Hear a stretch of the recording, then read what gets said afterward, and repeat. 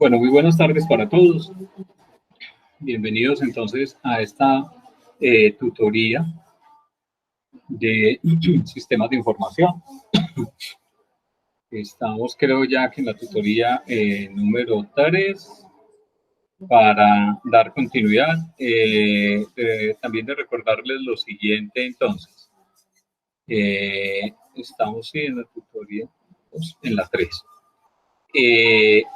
El sábado anterior entonces no tuvimos clase, quiere decir que nos vamos a una tutoría posterior del cronograma de actividades que teníamos. Quiere decir que estaríamos terminando el día 12 de junio, para que tengan presente entonces dentro del cronograma de actividades. Adicional a eso, entonces también es conveniente que tengamos presente las fechas que tenemos establecidas dentro de la plataforma. Teníamos para el 15 de mayo la evaluación final, quiere decir que nos corremos una semana más y tendríamos la primera evaluación entonces el día 22.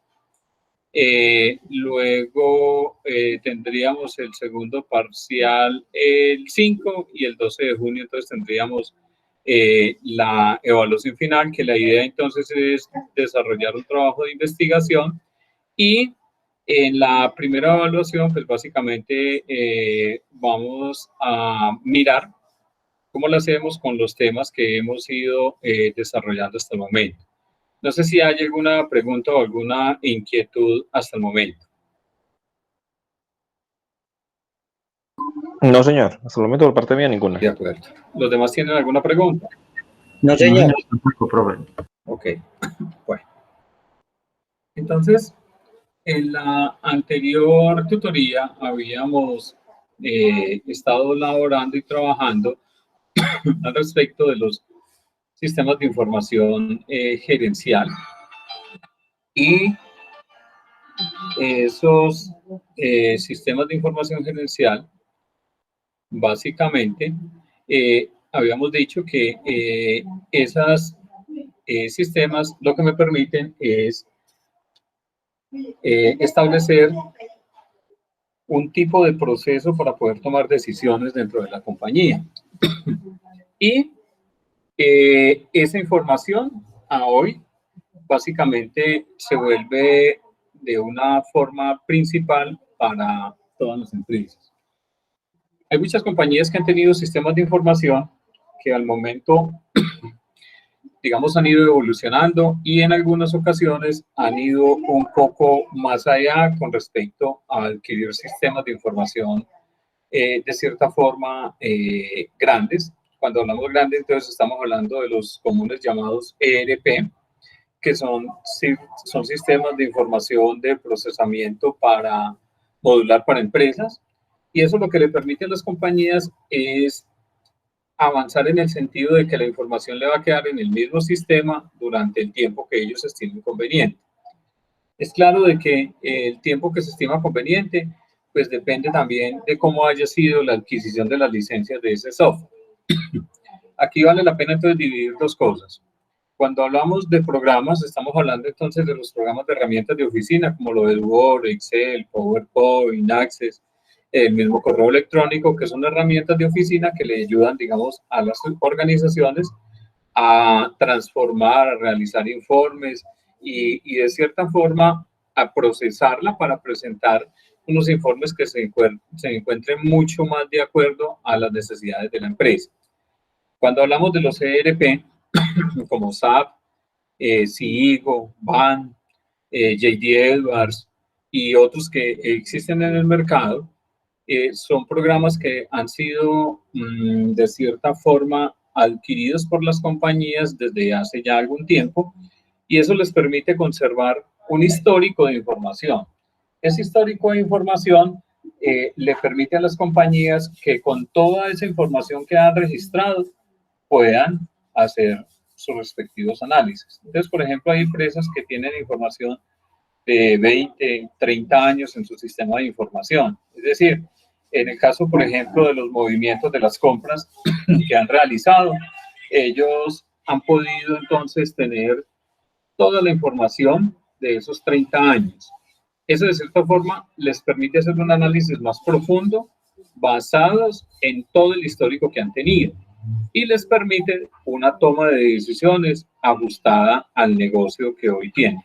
Entonces, cuando hablamos de análisis de información y de todo lo que habíamos visto entonces en la tutoría anterior, que básicamente habíamos hablado de los recursos humanos que tienen las compañías, el recurso del hardware, el recurso de los datos, el software, las redes y los productos de información. Efectivamente, todos esos elementos tienen unas características. Esas características es que esa información tenga una accesibilidad. Es decir, que todo ese histórico que la compañía ha tenido debe de ser accesible con el fin de que me pueda dar la oportunidad como empresa de poder ver hacia atrás qué es lo que ha sucedido con mis compras, con mis ventas, con mi nómina, con mi producción, con mis inventarios, con mi tesorería, etc. Y la definición que dice accesibilidad es facilidad y rapidez en la obtención de la información. Entonces, cuando hablamos de facilidad y rapidez en la obtención de la información, estamos hablando de que yo pueda tener entonces de ese histórico un análisis muy claro y que sea sencillo de tal forma que me dé la oportunidad para toma de decisiones. Comprensibilidad, que haya una integridad de esa información, que sea completa y exacta. Precisión, la información debe ser exacta y por lo tanto debe tener especial cuidado con la consolidación de la misma, ya que suelen presentarse dos tipos de errores, transcripción y cálculo, ¿sí? Yo tengo una inquietud. Entonces, en esta clase o lo que estamos haciendo es conociendo los sistemas de información, pero todos son basados como en los temas tecnológicos. Sí, a hoy sí.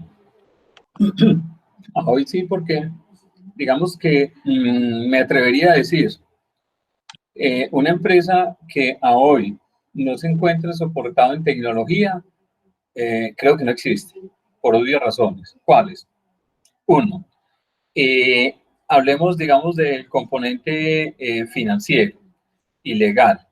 La información que reportan las compañías a hoy a la DIAN se hace por medios tecnológicos. Puede ser que no la haga directamente la empresa, sino que la haga entonces un contador que tengan contratado, pero efectivamente debe de estar soportado en un componente tecnológico. El pago a la seguridad social. El pago a la seguridad social, si la empresa es muy pequeña y tiene una persona, debe pagarlo por internet, a no ser de que se lo pague un tercero y ese tercero sea el que le haga ese respectivo pago. Pero efectivamente hoy todas las compañías se encuentran soportadas en un nivel tecnológico y creería yo que muy alto. Si hablamos de empresas de MIPYMES, empresas medianas y grandes, el componente tecnológico a hoy es un apoyo muy importante. Inclusive, muchas empresas han optado por robotizar muchos procesos, por obvias razones. Una de ellas es por seguridad de la persona como tal. Otro es porque estos componentes robotizados y automatizados son mucho más seguros. Entonces, esos componentes, bueno, y el otro es por cumplimiento legal. Y ya les voy a dar un ejemplo. Cuando hablamos de cumplimiento legal, estamos hablando de que usted decide en su compañía, supóngase que usted tiene un proceso que lo hace manual, y le doy un caso práctico. El corte de caña que hacen los ingenios azucareros, lo hacen con unos corteros. Pero efectivamente, a hoy el Ministerio del Medio Ambiente ha sacado algunas resoluciones en las cuales no se puede realizar, digamos, quemas de caña y el corte de la caña lo tienen que hacer sin quemar. Eso obedece de que hay menos rendimiento, de que es más complejo ese corte y para eso lo que hacen es llevar ese proceso a un componente más automatizado y son cortadoras de caña que básicamente hacen esa actividad. Entonces, ¿por qué digo que por exigencia legal? Pues digamos que como ya no se puede quemar, pues yo tengo que como compañía optar por poder tener una materia prima que me garantice una producción como la que lleva una empresa de estas. Y de la única forma que puedo tener eso es básicamente automatizando. No sé si de pronto queda clara la respuesta. Sí, profe, perfecto, gracias. Bueno, ¿alguien tiene alguna otra pregunta? ¿Algo que aportar?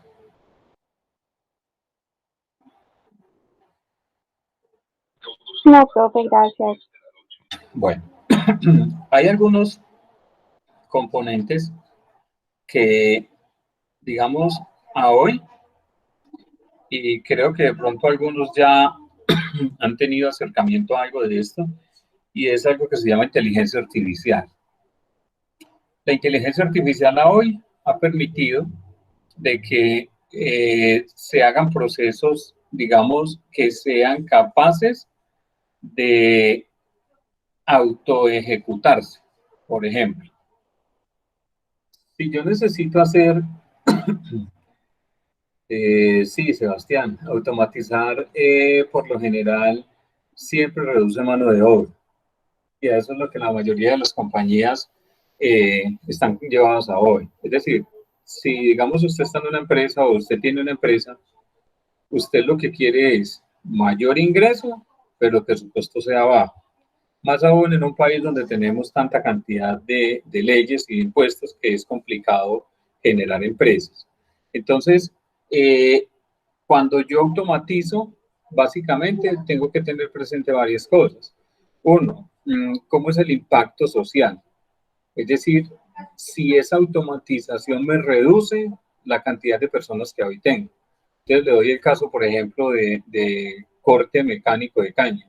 El corte mecánico de caña reduce más o menos unos 80 trabajadores. Si usted multiplica 80 trabajadores por 80 familias que estén cada uno de a tres, integrantes de la familia, el papá, la mamá y un hijo, y eso que pueden ser más, estaríamos hablando más o menos de 300 a 400 personas que se pueden entonces estar desplazando con este componente. Por eso hoy las compañías evalúan muy bien ese componente que conlleva a que las compañías realicen y tomen esa decisión. Entonces, ¿por qué el impacto social es tan fuerte? Pues porque desplazar 80 personas no es fácil. Además, cuando se toma una decisión de esas, yo tengo que saber que como empresa tengo que mirar cómo voy entonces a reubicar o a tener un trabajo diferente que le permita a ese grupo de personas que puedan, digamos, llevarse un poco más adelante. En el trabajo que ustedes revisaron, en el que hicieron el ensayo de transformación digital, el riesgo que se corre, hay unos ejemplos también de automatización o de vehículos autónomos. A hoy, y hasta donde se tenía entendido, en Europa, el transporte pesado en 2030, ellos tienen una visión de que al 2030 ellos deben de tener un transporte pesado sin conductores. Es decir, autónomo, capaces de autodirigirse y de llegar de un sitio a otro y que solamente entonces se descargue la carga que ellos llevan básicamente. Entonces, esa automatización es el riesgo al cual nos estamos afrontando. Más aún en estos componentes tecnológicos que cada vez avanzamos y que nos ha permitido que giremos y demos vuelta a la página aún hoy con el componente de la pandemia. Entonces, cuando hablamos de esa característica entonces de la información, hablábamos de la precisión y entonces hablamos de dos tipos de errores que se cometen allí, es transcripción y de cálculo. A hoy, las compañías en este componente de precisión han avanzado mucho.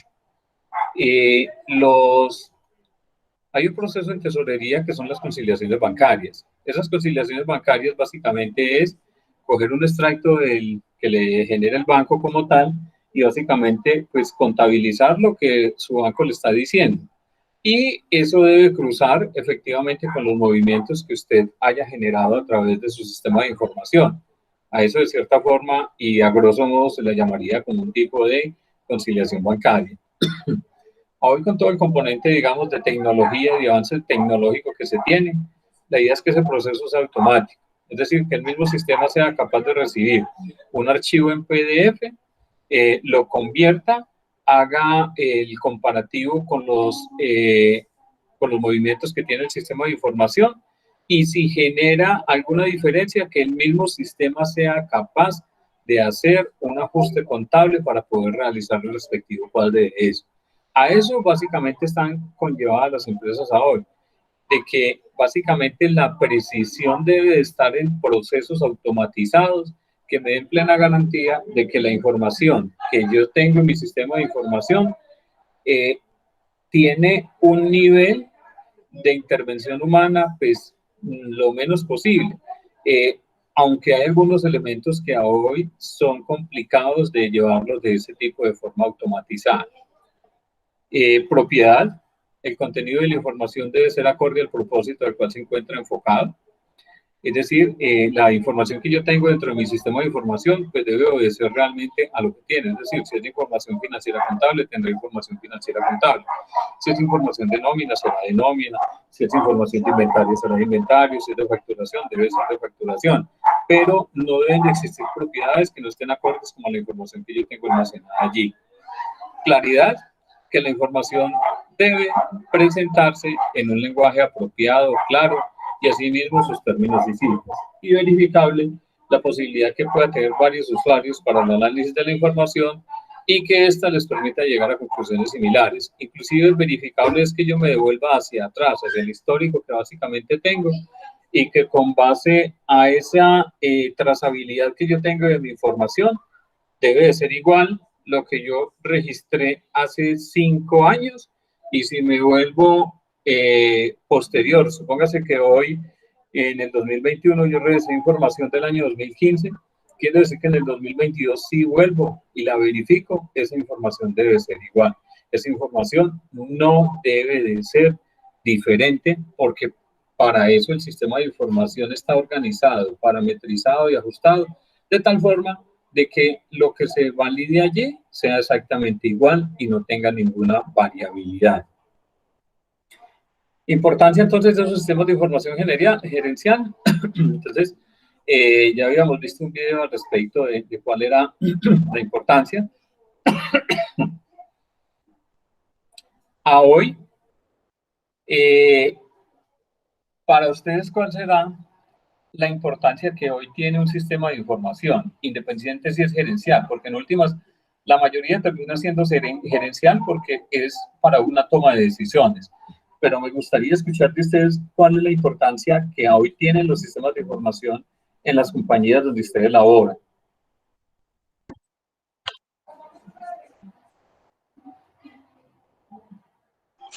Pues Profe, hacer el análisis como en la historia también, profe, pues creería yo, como de análisis.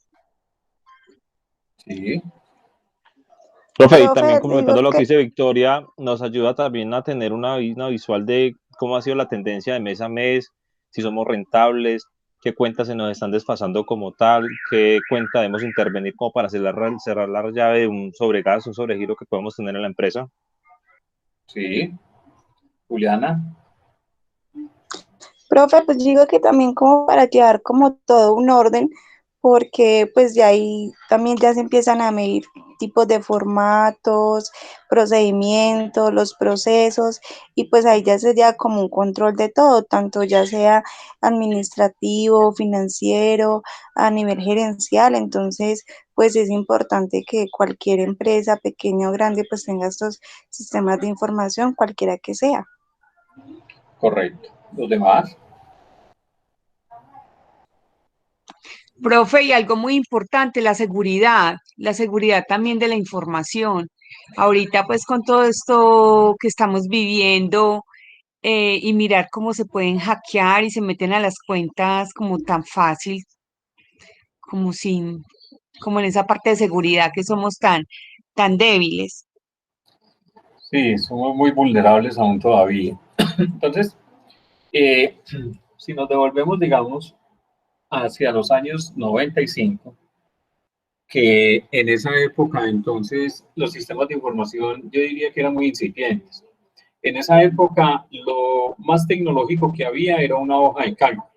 En su momento se llamó Lotus 123 y empezaron a ir evolucionando. Ya habían procesadores de texto para hacer cartas en esa época, que había uno que se llamaba WordPerfect y había uno que se llamaba, había otro que no recuerdo hoy el nombre. Y esos procesadores de texto eran de cierta forma rudimentarios en el sentido de que todo era digital. Entonces, si usted se vuelve a esa época, por ejemplo, en esa época usted liquidar una nómina de 1.200 personas, en la cual eran sindicalizadas y en la cual tenían labores que se le pagaban al destajo, es decir, según lo que laboraran era lo que les pagaban, y se liquidaban nóminas semanales. Entonces, cuando yo tengo que liquidar 1.200 personas y de cierta forma manual y pagarles en efectivo, pues la parte del pago y de hacer todo ese proceso requería muchas personas. Además, el nivel de error es alto. Alto en el sentido de que como eran procesos que se realizaban de cierta forma manual, pues efectivamente cuando yo hago un proceso de esa forma manual y en calculadora, pues efectivamente el nivel de error sigue siendo alto. Entonces, es claro que la seguridad, cuando empiezan a avanzar ya los sistemas de información que empiezan a verse, contabilidades, que digamos la contabilidad es el corazón, es la razón de ser de la compañía, porque es que ahí es donde están reflejados todos, digamos, los componentes y el estado actual de mi compañía. Es decir, mi contabilidad tiene establecido cómo estoy yo hoy. Entonces, usted tira el informe de contabilidad o el estado o el balance, pues efectivamente ese informe contable le entrega a usted cómo está su compañía hoy. Cuando ya empiezan a avanzar un poco más, porque en esa época se tenía entonces la nómina en un sistema, bien sea un Excel o una hoja de cálculo, se tenía la contabilidad en otro, los inventarios en otro, y cuando llegó el año 99 a cambiar al siglo 2000, que se asumía que iba a ser un caos total, efectivamente allí fue donde las compañías y las grandes compañías empezaron a tomar unas decisiones claras con base a lo siguiente. Empezaron a decir, venga, ¿qué vamos a hacer entonces? Con base a el avance tecnológico que vamos a tener. Esto en el 2000 se va a acabar según los calendarios maya y no sé qué. Pues llegó el 2000 y efectivamente no pasó nada, hubo muchos sistemas que hubo que actualizarlo, pero ahí ya las compañías se dieron cuenta de algo muy, muy claro y era, venga, ¿cómo hago entonces yo para tener toda la información que yo la pueda consultar? Es decir, yo como gerente o representante legal de mi compañía, ¿cómo hago yo para tener un sistema de información que me agrupe todo y que me dé como una plena garantía de que efectivamente esa sí es la información? Entonces,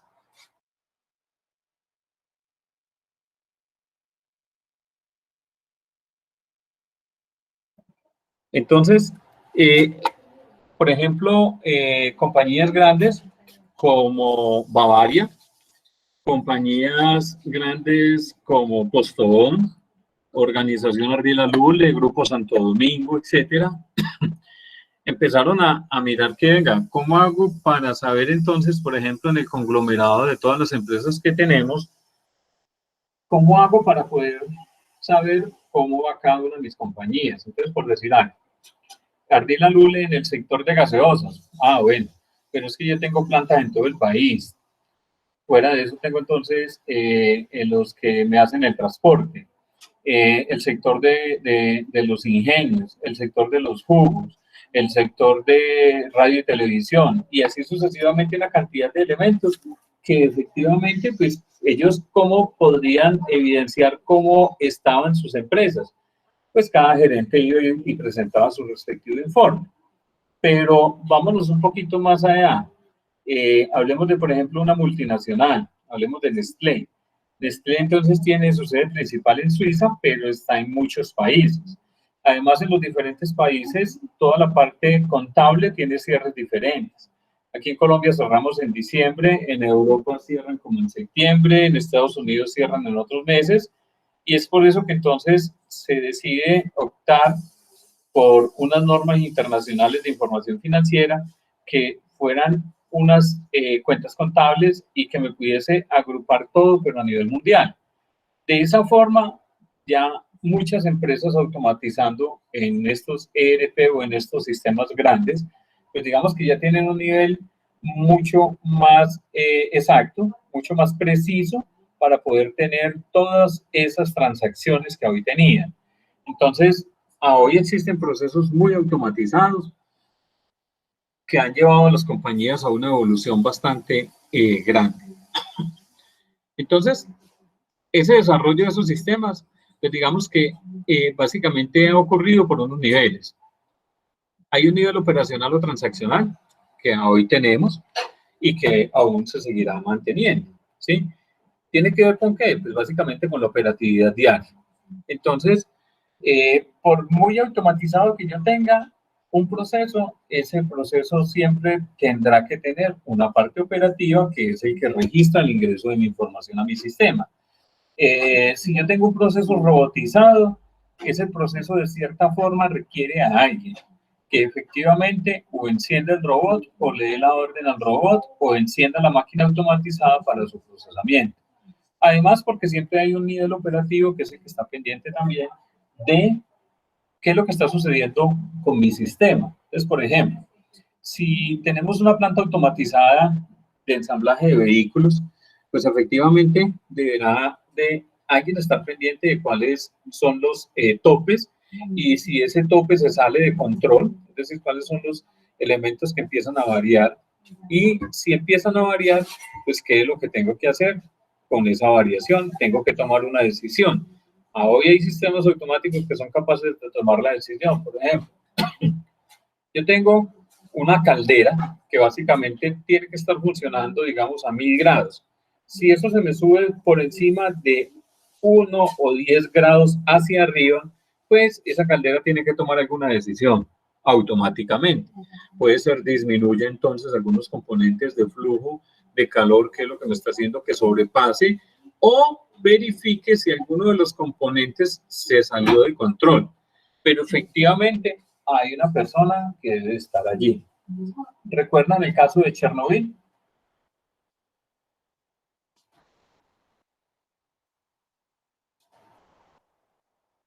La planta... Sí, profe, la planta química en Rusia. Sí, era una Planta planta... nuclear, sí, profe. Listo. ¿Qué pasó allá? Uno de los reactores hizo fusión, profe. ¿Pero por qué?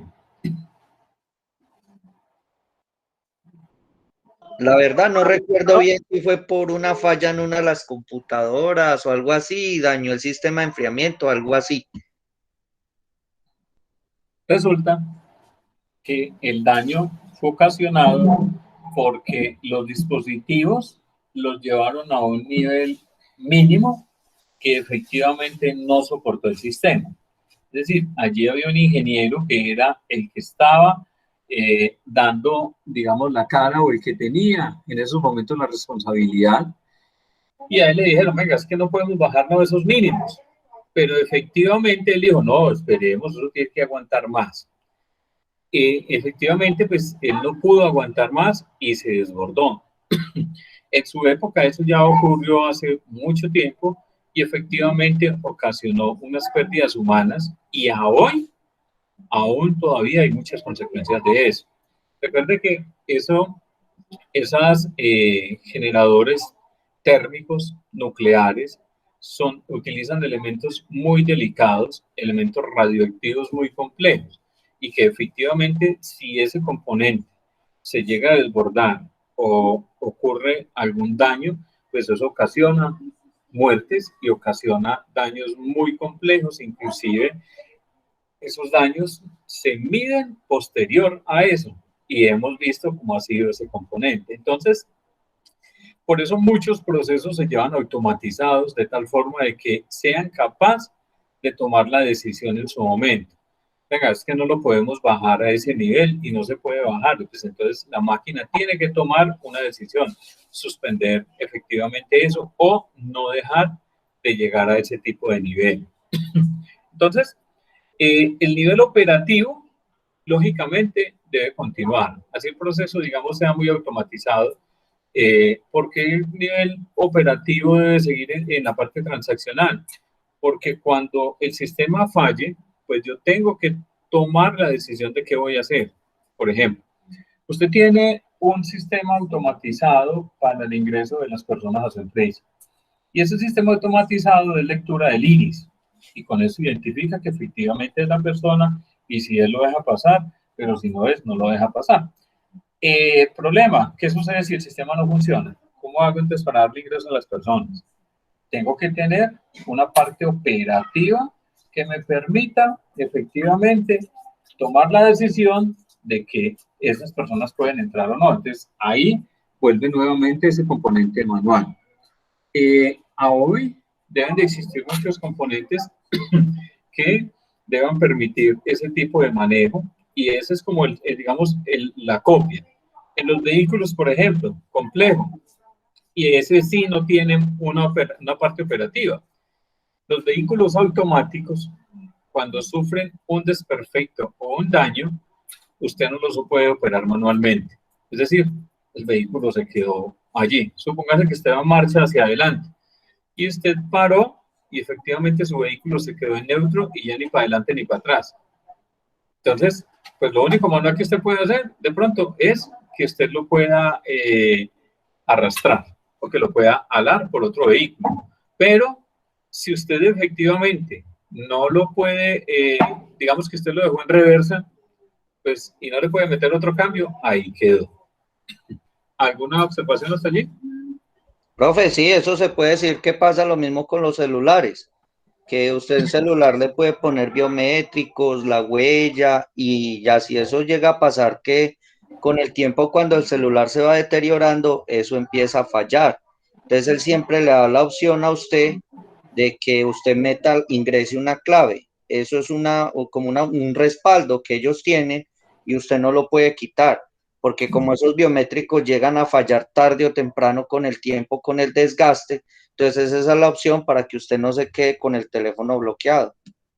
Correcto. Inclusive puede ser que el desgaste no sea del celular, sino del dedo, y la huella no le lea. Entonces, ahí se vuelve delicado. Entonces, digamos que esos procesos manuales, de cierta forma, son los que me tienen que dar como el respaldo.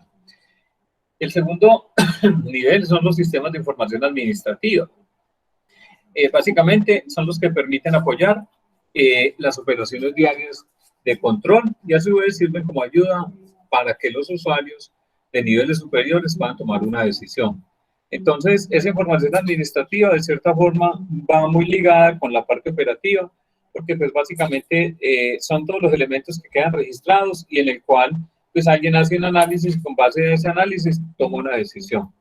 Y el otro es el soporte en toma de decisiones. ¿Es en qué le ayuda? Pues tiene que tomar una decisión. Puede ser que sea también operativo o manual o puede ser que sea automatizado. Entonces, por ejemplo, Nestlé de Arroz en Dos Quebradas tiene el horno de las galletas saladas. Ese horno es de 80 metros, tiene alrededor de 7 hornos y maneja un software de inteligencia artificial que lo que le permite es que la galleta desde que ingrese hasta que salga, los hornos deben de ser capaces de que la galleta salga completamente horneada.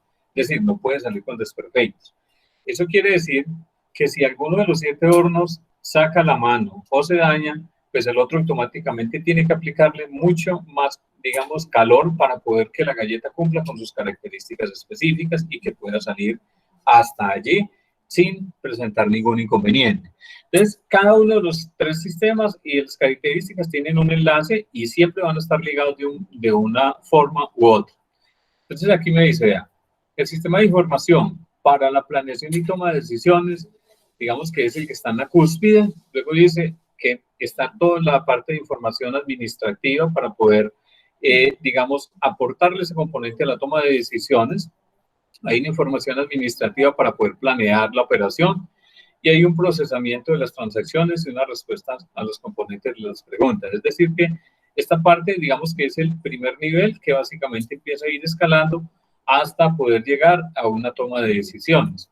Entonces, eso sucede en muchas empresas cuando, digamos, tienen un nivel de automatización de cierta forma alto.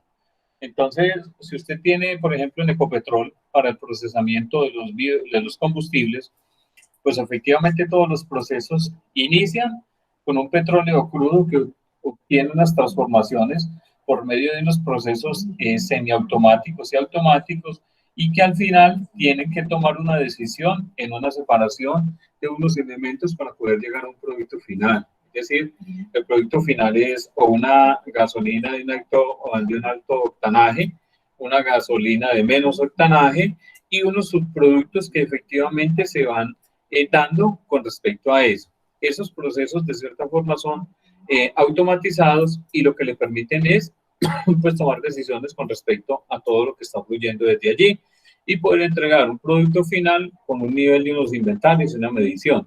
Eso mismo, profe, sí.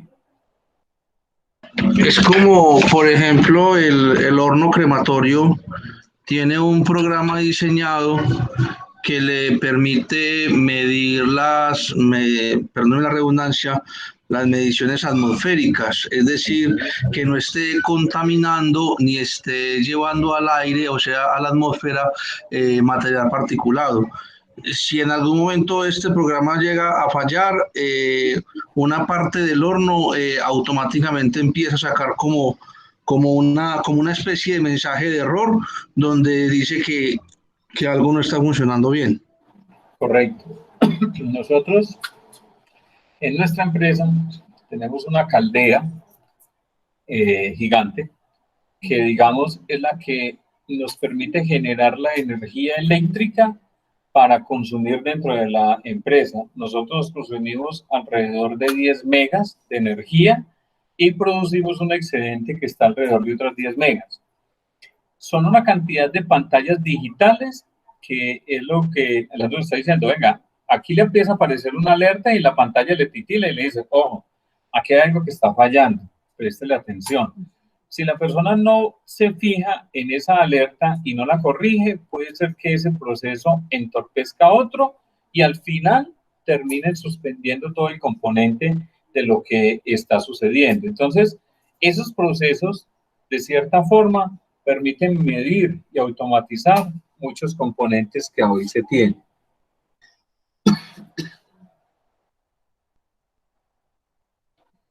Sebastián, cuéntenos. Está levantando la mano. Sí, profe, ya. Profe, no muy lejos de lo que usted nos cuenta, no irnos tan lejos, es las motos y los carros. Cuando se le acaba el aceite, ellos alumbran ahí y si el aceite no se le ya echa la moto al carro, inmediatamente a los días el carro se daña la moto.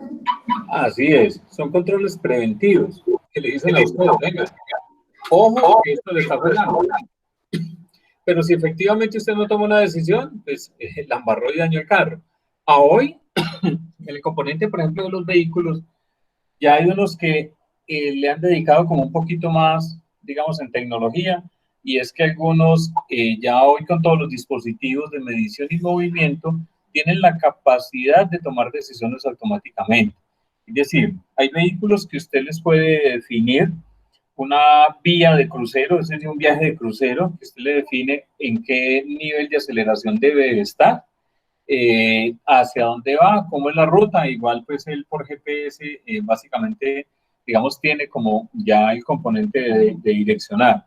Pero efectivamente, como usted le fija en esa ruta una velocidad estable, pues claro, él tiene unos sensores de proximidad y si usted le fijó un componente de velocidad y él se está acercando hacia otro vehículo, pues él inmediatamente le avisa. Entonces, a hoy hay vehículos que creo que están llegando a un nivel de automatización de tal forma que le permita que la persona, si tiene un nivel de alicoramiento alto, según el grado que le determine el vehículo, que creo que lo hace por medición del timón, entonces determina que el vehículo no le va a encender y no le va a poder dar inicio ni va a poder desplazarse en él. Esos son todos los componentes y controles preventivos que efectivamente debieran de estar. Entonces, en el análisis de la información para toma de decisiones, hay unos elementos importantes. Uno, ese es un apoyo a los procesos de negocio.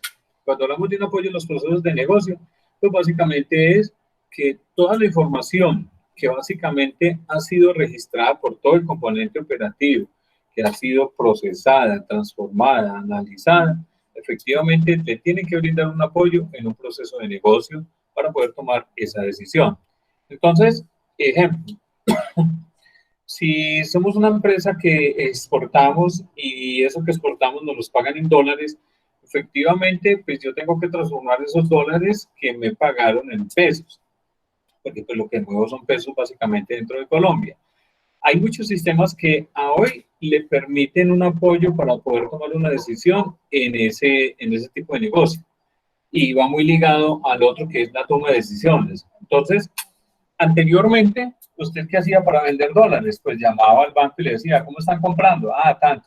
Y mientras que usted llamaba de un banco a otro, pues efectivamente la tasa iba empezando a variar.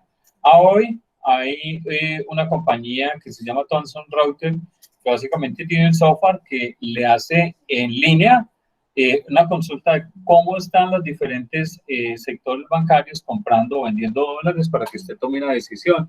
Y esa decisión tiene que ser muy oportuna. Por eso digo yo que el apoyo de los sistemas a hoy es un elemento muy fundamental para poder llegar un poco más a donde estamos. Apoyo en toma de decisiones. Pues los sistemas de información son de gran ayuda para los gerentes y altos directivos. Y no solamente gerentes y altos, bueno, y altos directivos, pues incluiríamos, digamos, todo el componente de jefatura. Para toma de decisiones importantes, como si analizar la información entregada, ven que hay un producto que tiene baja rotación, se puede realizar si continúan vendiendo dicho producto o básicamente cuáles son las razones. En ocasiones, digamos que esa toma de decisiones a veces se hace también entonces muy a la medida de lo que esté sucediendo. Por ejemplo, ustedes recuerdan que anteriormente en el comercio uno encontraba los famosos cubitos de azúcar, que eran unos cubitos que vendían para usted endulzar el café, lo que necesitara. Efectivamente, esos elementos llegaron a un nivel de automatización bastante alto, pero el core del negocio de las compañías fabricantes de azúcar realmente para llevar esos cubitos de azúcar a ese tipo de mercado que se necesitaba, efectivamente no era el mejor. Es decir, el costo era muy alto para poder llegar a un componente de estos y efectivamente entonces se tomó la decisión, venga, no volvamos a sacar. Después de esos jugos salieron los tubitos de azúcar.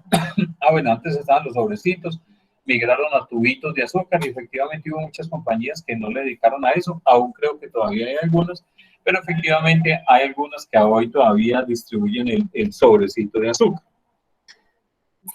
Otro ejemplo puede ser mediante un informe entregado a los altos directivos, que puede ser que detecten un problema en un área de producción y que esté retrasando la distribución de los pedidos para un equipo. Se entraría a analizar ese proceso. En el caso, por ejemplo, de productos terminados empacados. Esos productos terminados empacados básicamente son calibrados, los pesajes, y el empacado son calibrados automáticamente. Y esa calibración obedece a que cuando esas básculas se salen por fuera del rango que es, pues efectivamente el sistema le dice, venga, ojo pues que aquí está presentando entonces un componente que se le está yendo más producto o menos producto. Además porque ese sí tiene un componente legal bastante crítico.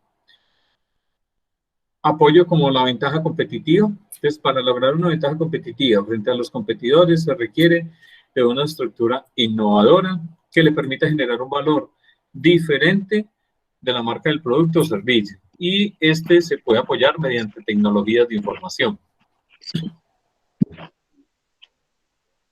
Entonces, cuando hablamos de productos, y aquí, digamos, el nivel tecnológico de muchas compañías cuando es la fabricación de un bien, pues efectivamente, en ocasiones el valor agregado se lo da la misma compañía en muchas ocasiones. Por ejemplo, el azúcar refinado que producen el Ingenio del Cauca, el Ingenio Providencia y el Ingenio Risaralda son de cierta forma iguales porque todos van a la misma pureza y al mismo nivel de endulzante.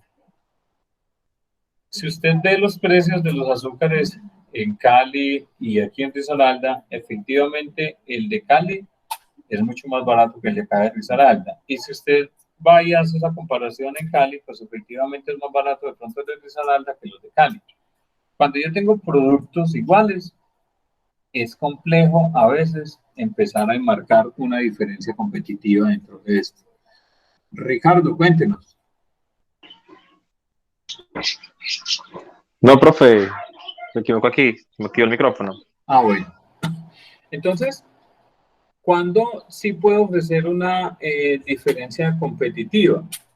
Pues digamos, en muchas ocasiones, en el nivel de procesamiento. Es decir, que yo pueda generar un tipo de calidad diferente a lo del otro. Como lo que ocurre, por ejemplo, con los productos de cuero, que ahí sí hay un nivel diferente dentro de ellos. Emanuel, ¿nos va a aportar algo? Que está levantando la mano. No, no, señor. De acuerdo. No, no sé por qué se levantó. Entonces, la diferencia que yo básicamente empiezo a mostrar, esa diferencia competitiva, es básicamente la diferencia que va a ofrecerle al cliente con el producto final que yo voy a empezar a mostrar o al que voy a entregar. Entonces, ahora sí me gustaría escuchar, con base a la investigación o al ejercicio que había, me gustaría entonces escuchar qué hicieron del trabajo y cuál fue el ensayo que realizaron.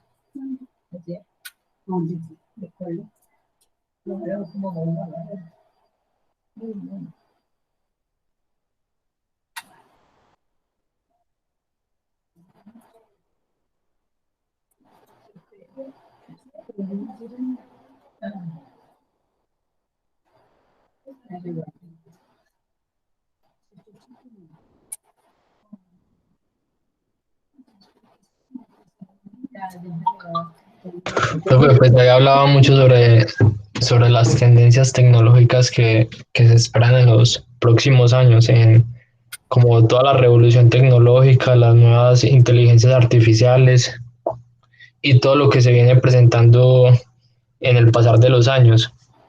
Pues a mí, pues la verdad, me interesa mucho ese tema porque cada vez que pasan los años, pues salen cosas nuevas, más accesibles y cosas que están cambiando el mundo constantemente. Por ejemplo, es decir, ya ahorita con los carros inteligentes que están saliendo, con los Tesla, que son carros que son autónomos de parar en un semáforo, esquivar un niño, pues es algo que estamos apenas como aceptando en la vida cotidiana, pues igual acá se demora mucho, me imagino, que en llegar toda la tecnología, pero es algo que es como un abrebocas. Correcto. Inclusive les cuento una anécdota. En la calle 19 con séptima, ustedes recuerdan que ahí existieron unos cajeros de grano raro en su época. Casi como en toda la esquina, que creo que ahorita es Colpatria, si mal no estoy. En esa época, hace mucho, mucho tiempo, apenas estaban empezando a llegar los cajeros automáticos con pantallas digitales y sensibles al tacto. Efectivamente, yo iba con un amigo y había una cola en el cajero que tenía teclitas. Y el otro cajero que era táctil estaba desocupado. Y entonces toda la gente, no, es que está dañado. Ya, entonces nosotros hicimos la cola común y corriente. Gran sorpresa cuando alguien llegó, abrió la puerta y tocó la pantalla y efectivamente era táctil. Ese tipo de tecnología que a veces en muchas ocasiones uno se topa y que efectivamente no conoce y que nunca ha escuchado, pues es a lo que a hoy nos estamos enfrentando. Son componentes tecnológicos que nos están llegando tan agresivamente y tan rápido que a veces no nos damos cuenta. Otro elemento que sucedió fue casi la mayoría de muchas empresas colocan sensores, sobre todo empresas que venden comida o algo así, sensores en las puertas que lógicamente para que estén cerradas y el aire acondicionado pues no sufra desperfectos. En Cartago montaron, creo que fue un frisbee, y había ese mismo sistema entonces de automático para abrir las puertas. Pues efectivamente la gente no entraba porque pues, creía que estaba cerrada. Para ir logrando que medio la gente se fuera adaptando, les tocó dejar las puertas abiertas durante un tiempo para que la gente pues estuviera como viendo que realmente lo que tenían allí era un componente tecnológico que les permitía que la puerta se abriera y se cerraba automáticamente.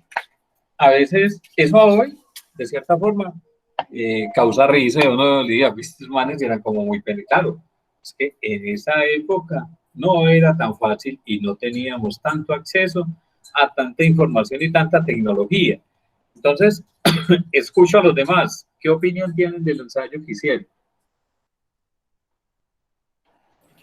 Profe, también se habla de los riesgos que tiene al entrar a nueva tecnología. Hablaban de toda evolución que tienen, pero también se hablaba del riesgo que se tomaba y de lo que había que solucionar con ese riesgo. Fue como el tema en que le dije yo énfasis. Y también, pues, yo escucho tecnología y siempre pienso en lo laboral. En lo laboral, entre más tecnología se tenga, menos personal laboral se va a tener. Entonces, yo me baso también en eso. Y ahí lo estaba contando con el tema de lo que usted nos dice de los carros, el tema de la sistematización. Por más que uno no crea que es una persona, pero con el tiempo que ya dijiste, ya está la información y él va tomando los historiales, tira los informes,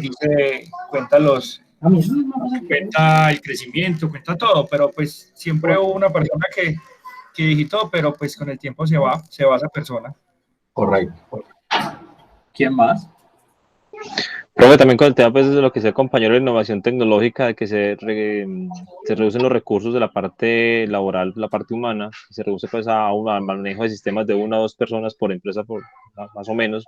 Pero también me llamó mucho la atención el tema de la seguridad informática, porque a medida que la informática va avanzando también, paralelamente va también avanzando el tema de la seguridad por todo el tema de hacker, de toda la información que se puede tener en una base de datos y cómo la puede perder y cómo inescrupulosos pueden utilizar de una forma inadecuada toda esa información. Entonces también me llamó mucho la atención esa parte de la lectura. Correcto. ¿Qué más?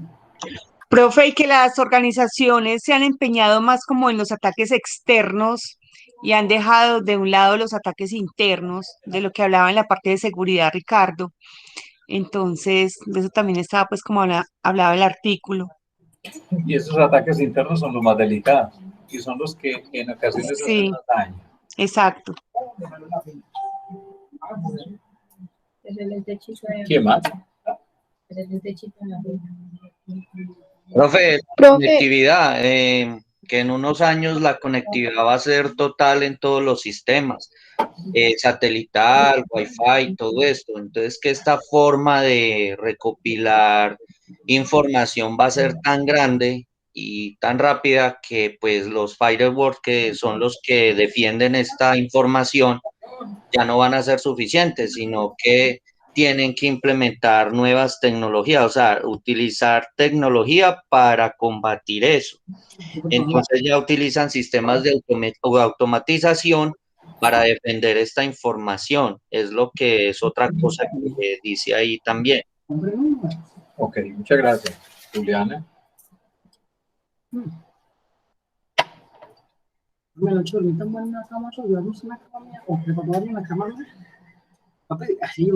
Profe, pues la verdad, yo sí le hice como a lo que entendí así del texto, pues hablaba mucho de los ataques pues externos, internos, de que pues también se pueden presentar fallas en los sistemas y que pues toda la transformación digital nos va a llevar a que pues prácticamente que las empresas trabajen con solos sistemas y que poco a poco se presente más desempleo, que se necesite menos personas. Entonces, digamos que por un lado pues es bueno, pero por otro lado también genera otras causas. Bien, Julián. ¿Qué más?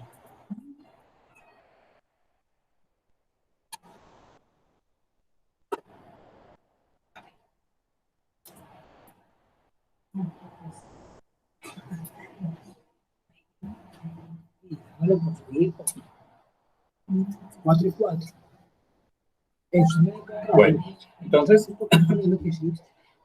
el componente de la transformación digital, digamos que ahí el documento abordaba varias cosas y pues de varios escuché también que el tema estaba muy denso, muy complejo y efectivamente en muchas ocasiones abordar este componente tecnológico a veces de cierta forma no es fácil. Aquí tenemos, digamos, cómo ha sido la innovación tecnológica desde los años 70 hasta el 2020. Pero si usted ve al 2021, muchos de los elementos que hay aquí ya de cierta forma se han venido abordando ya con mucha anticipación. Entonces, componentes que nos empiezan a impactar. Desde los años 90 venimos con el componente de Internet, la parte de web y con el e-commerce. Entonces, desde el año 2000 vienen entonces el componente de redes sociales, en la parte de nube. En el 2010 venimos entonces con pantallas táctiles. Por aquí hay un componente que de cierta forma habla sobre el asistente virtual en el hogar y todo el componente de LOD. LOD son, digamos, todos los dispositivos que yo voy a poder empezar a conectar dentro de mi hogar. Entonces, estos asistentes virtuales a hoy ya han empezado cada vez más a estar presentes en nuestras casas. Entonces, el que hace el aspirador inteligente, que hace todo esto del aseo, está también todo el componente de impresión de manufactura 3D, que hoy también se tiene, no ha incursionado todavía mucho, pero de cierta forma ha ido yendo un poquito cada vez con un nivel más avanzado, inteligencia artificial adaptativa, vehículos autónomos y computación cuántica. Entonces aquí habla sobre la era postdigital. Hoy tenemos entonces una cantidad de sensores que básicamente permiten cuantificar todo. Entonces ya hoy miden todos los componentes, tenemos todos los componentes vigilados, tenemos lastimosamente, y le digo lastimosamente es porque Colombia carece de un componente tecnológico que es un satélite propio. Colombia no tiene satélite propio y eso, digamos, lo conlleva a que tenga que comprar de cierta forma una señal a otros países. Es por eso que tenemos tanto problema entonces hoy de comunicaciones. Por eso usted entonces con su proveedor de servicios de telefonía celular, navegación, etcétera, en algunos lados usted tiene señal, en otros no. Pues eso obedece básicamente a eso, porque es que la señal básicamente la tenemos entonces operada a través de un tercero que no nos da ese tipo de conectividad. Inteligencia embebida y mejorada revolutivamente en cualidades de software, personalización masiva en una interacción más profunda, todo digital gracias al componente de virtualización y los derechos de propiedad. Cuando hablamos de los componentes de digital, estamos hablando de que a hoy muchos de estos componentes están hablando de la realidad aumentada. La realidad aumentada salió hace algún tiempo, cuando empezó entonces Pokémon. Entonces, Pokémon Go fue un juego que básicamente fue desarrollado a través de realidad aumentada. Entonces, los que tuvieron la oportunidad de probar este software, eso lo que hacía era que lo instalaban en su celular y él empezaba a mostrar por medio de GPS dónde encontraba usted cerquita un muñequito de estos para capturar, y usted efectivamente activaba el celular en el juego y mostraba dónde estaba y usted lo miraba a través de su pantalla y efectivamente usted lo capturaba. Ese juego empezó a crear muchos problemas de accidentes, muertes, etcétera, debido a ese componente. A hoy, esa realidad aumentada ha tomado una connotación totalmente diferente y ha sido llevado a todo el componente, por ejemplo, de que usted se pueda probar un reloj sin necesidad de comprarlo todavía, que pueda probarse ropa, e inclusive la idea de estos dos componentes es llevarlo a que usted pueda probar la comida sin comprarla, que usted pueda degustar o que pueda oler, usted compre una loción o un componente antes y que lo pueda disfrutar antes de comprarlo o adquirirlo. Digamos que ese componente es como uno de los elementos a los cuales debería llegar toda esta transformación digital. Habla sobre la robótica y automatización. Habla sobre el componente de la robótica y automatización para cubrir la última milla. ¿Qué es cubrir entonces la última milla entre canales de servicio de sistemas legados? Pues básicamente la última milla es el componente de conexión que hay entre todos los elementos que hoy se tienen. Aquí hemos visto entonces que para el año 2020, 100 millones de consumidores comprarán mediante realidad aumentada y más del 20% de las marcas abandonarán sus aplicaciones móviles. Eso quiere decir que entonces la realidad aumentada a hoy está llevando a un componente mucho más allá. Inclusive hay un aplicativo, creo que es de Google, en realidad aumentada, que le permite crear como actividades turísticas por medio de una app, y usted puede hacer como ese componente, pero son con imágenes en 3D y una realidad, digamos, muy acercada a lo que se tiene. Inclusive, las gafas que han ofrecido, por ejemplo, en Samsung, esas gafas en 3D para cuando usted quiere, digamos, en algunos componentes de juegos o en algunos componentes de gente que quiere perder algunos miedos, algunas fobias que tiene. Entonces, se volvió muy popular antes de lo de la pandemia en los centros comerciales este tipo de dispositivo. Entonces, usted veía, por ejemplo, los niños que le colocaban las gafas de realidad virtual y era un componente, digamos, de cierta forma de realidad virtual y aumentada. Entonces usted veía a los niñitos moviéndose por un lado o por el otro, y pues claro, estaban navegando en un acuario, tocando un pescado, y es algo muy novedoso. También entonces el componente, por ejemplo, de una rueda de estas mecánicas que existen, o esas montañas rusas, que también muchas personas les tienen mucha fobia a eso, o en algunos casos componentes como de terror, no sé qué. ¿Listo? Entonces hay unos componentes críticos dentro de todo esto, y hay unas tendencias claves para el futuro de los negocios. Bueno, antes de eso aquí hay, digamos, un componente que me habla de los puntos de quiebra. Esos puntos de quiebra, digamos que es donde básicamente es el traslado que básicamente estamos haciendo de un componente hacia otro. Hoy, en el 2021, estamos hablando de robots y servicios, pero efectivamente tenemos todo el componente de los wearables. Los wearables a hoy son las manillas, los relojes, pero que vienen con unos componentes adicionales. De salud, de seguimiento, de una cantidad de elementos. Inclusive hay unas manillas que le hacen un seguimiento al sueño que usted ha tenido y sobre eso le dan un resultado. Entonces usted venga, cuántas veces se despertó, efectivamente cómo es, no sé qué, etc. Para el 2022, entonces todo el componente de los LOT con mejoría y toda la impresión en 3D. 2023, tecnologías implantables en los humanos. Hoy ya la tenemos y creo que ya es asequible, lo que pasa es que sigue siendo costoso. Hay unos celulares, perdón, que vienen como en unos hologramas que usted los proyecta en las manos. Y usted hace la llamada y es como si tuviera básicamente una pantalla de 7 pulgadas en su brazo y usted puede básicamente hablar dentro de eso y hacer todos los componentes que hace con el celular.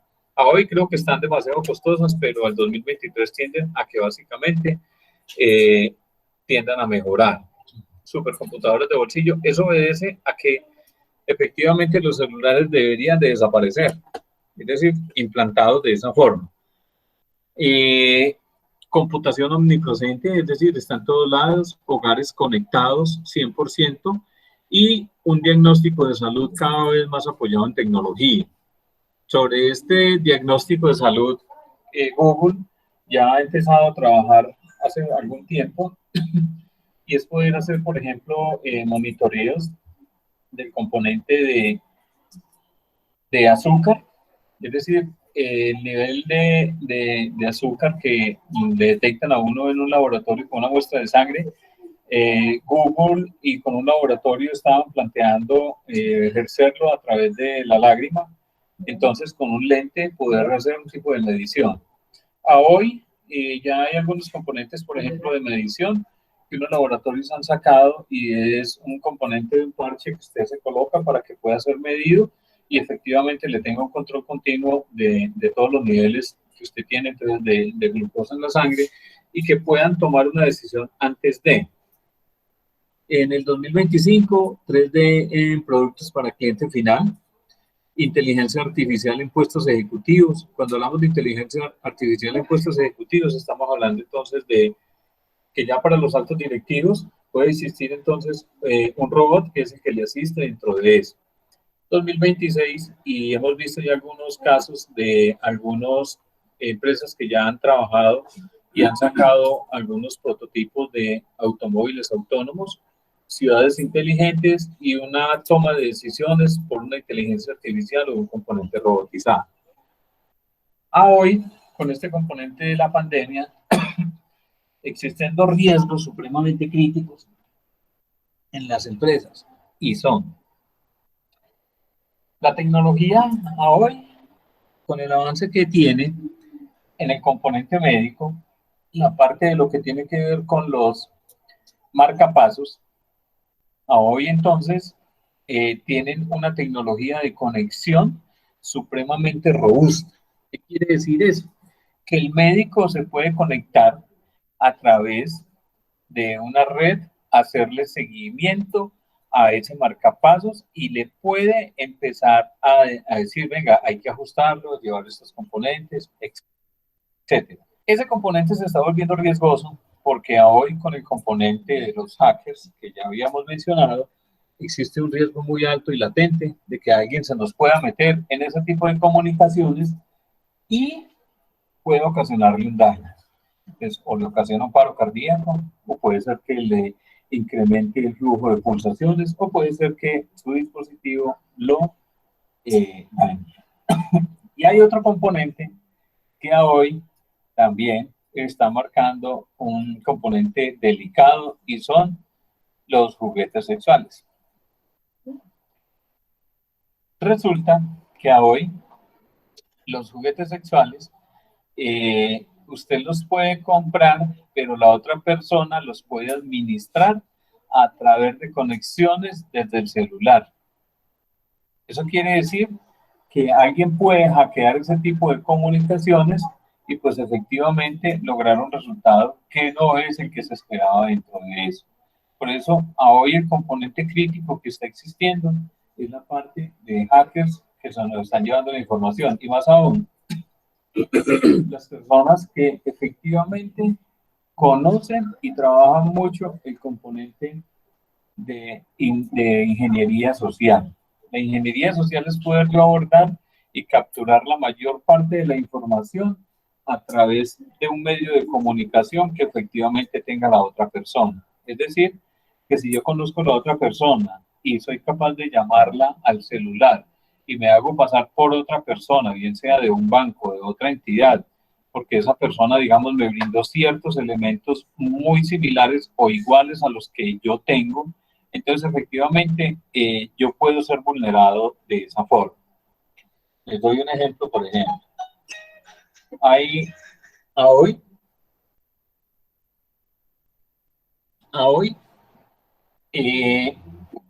uno puede colocar una denuncia de pérdida por el CAI virtual de la policía, o por internet puede colocar usted, por ejemplo, la pérdida de denuncia de su SINCA. Entonces, supóngase que yo soy el que quiero hacer daño y yo conozco a la otra persona quién es y me conseguí una foto de la cédula de esa persona. Además, lo que hice fue recortar de cierta forma la foto que tenía en la cédula y le coloqué la foto mía. Y yo soy el que voy a ocasionar el daño ya tengo entonces la copia de la pérdida de mi SIM card y tengo ya la fotocopia de la cédula con la cual voy a ir a la compañía prestadora de servicios a que me den una SIM card de la otra persona. Efectivamente, lo que voy a hacer, con lo que me acerco a la compañía de comunicaciones es que, venga, a mí se me perdió la SIM card, esta es la denuncia y esta es mi fotocopia de la cédula. Por favor, usted me puede pedir una SIM card que necesite, pues con el mismo nombre.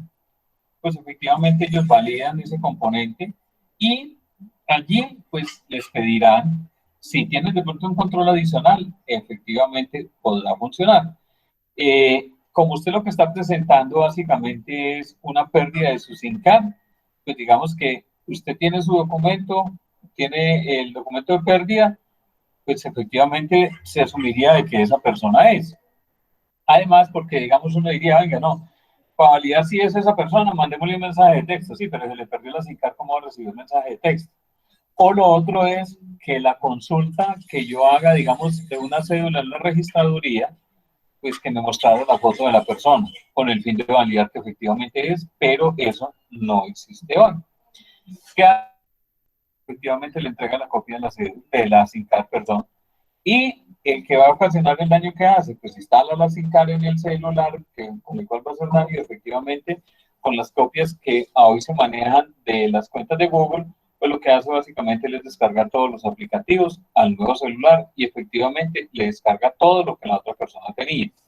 La persona que originalmente tiene su SIM card y que está funcionando ese celular, pues lo que sucede es que su equipo se queda sin señal, pero como eso es normal aquí, pues usted se quedó sin señal 15 minutos, ve, tan raro, y nadie me llamaba ni un WhatsApp.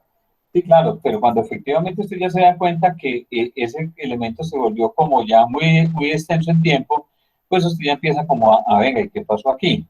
Y puede ser de que le aparezca la X en la señal y que usted no se haya percatado de ese componente. Delicado porque el que le hizo el daño y el que sacó la copia de la SIM card muy posiblemente ya se llevó esa información, ya tiene descargado dentro de su celular todos los aplicativos que usted tenía. Entonces, supóngase que la persona tenía entonces la parte de las apps financieras, tenía el correo electrónico y tenía otra cantidad de elementos que básicamente tenía en su celular. ¿Cuándo se da cuenta la persona? Pues cuando efectivamente ve de que no le llega información o lleva ya un tiempo largo dentro de esto, cuando ya efectivamente ha sido hackeada su información. Además, porque hoy casi la mayoría de personas, digamos, entregan en muchas ocasiones información que a veces por ingeniería social se las capturan. Entonces, ese es uno de los riesgos que hoy básicamente se están teniendo. Por eso me habla entonces de tendencias claves para el futuro. Esas tendencias claves me dejan aquí un riesgo latente y es el riesgo de los algoritmos.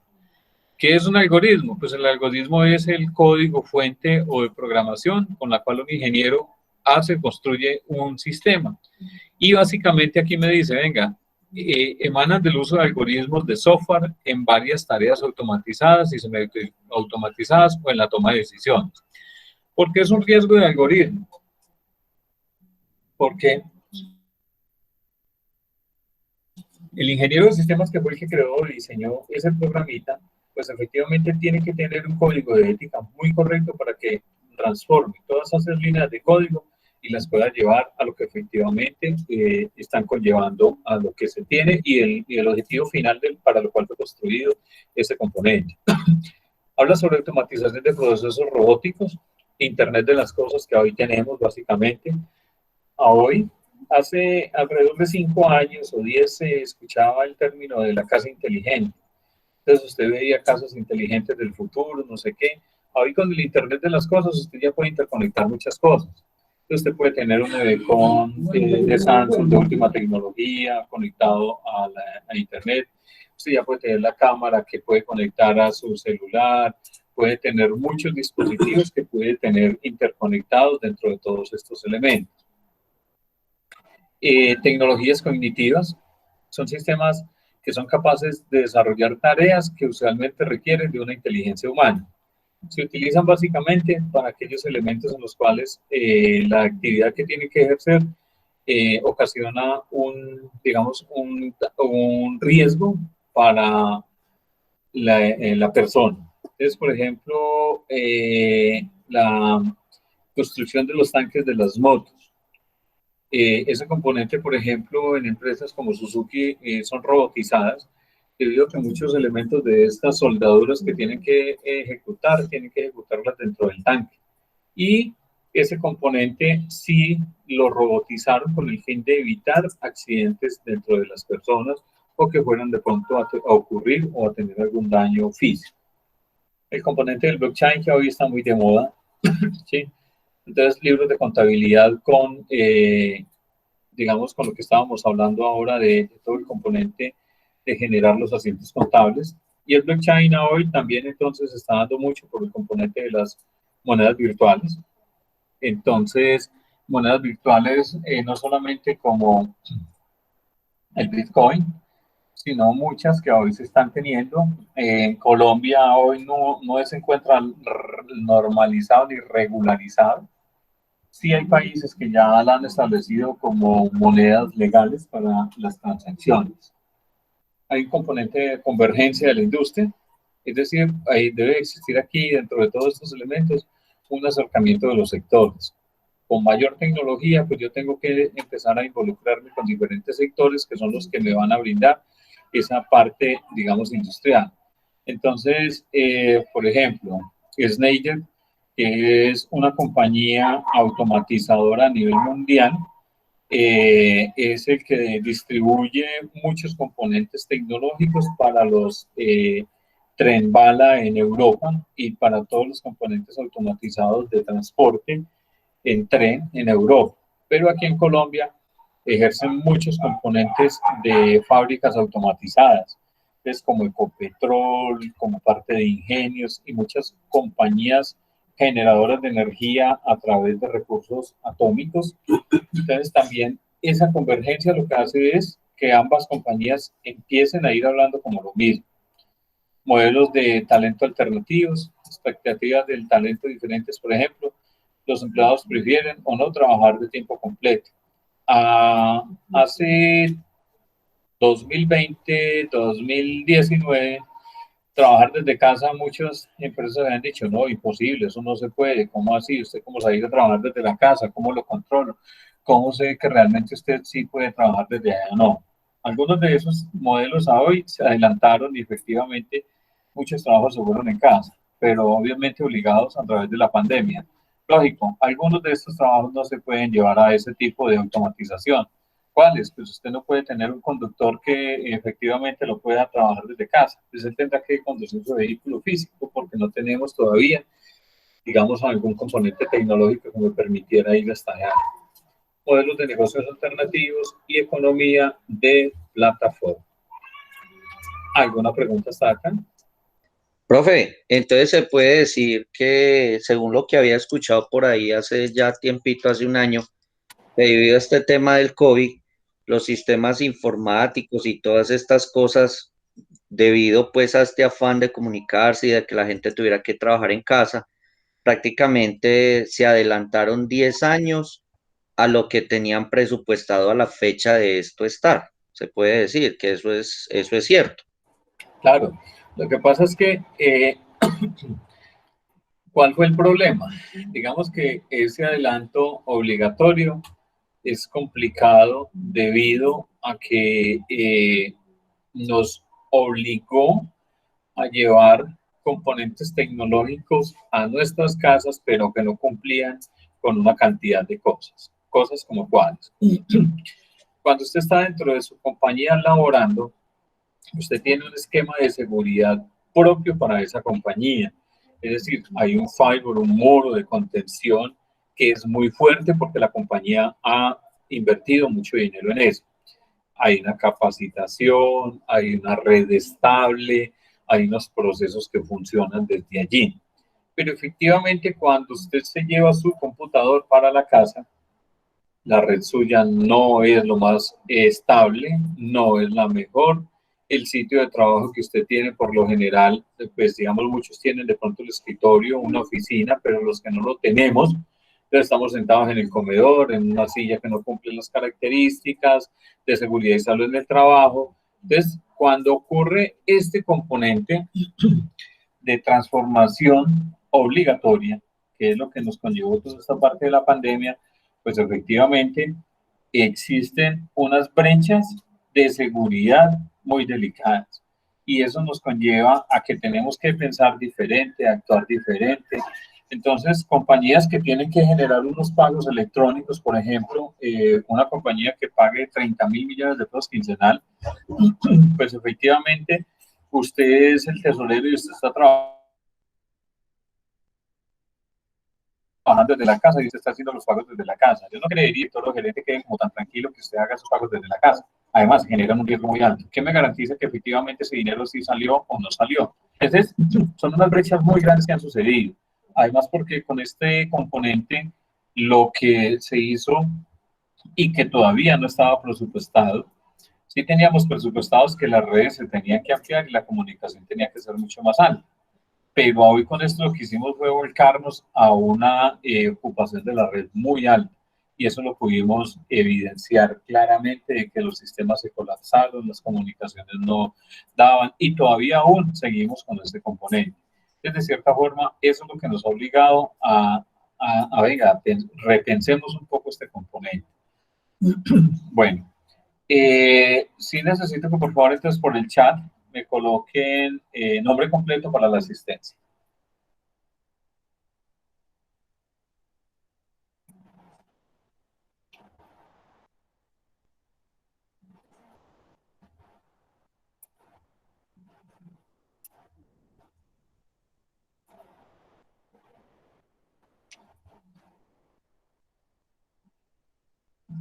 Bueno, entonces,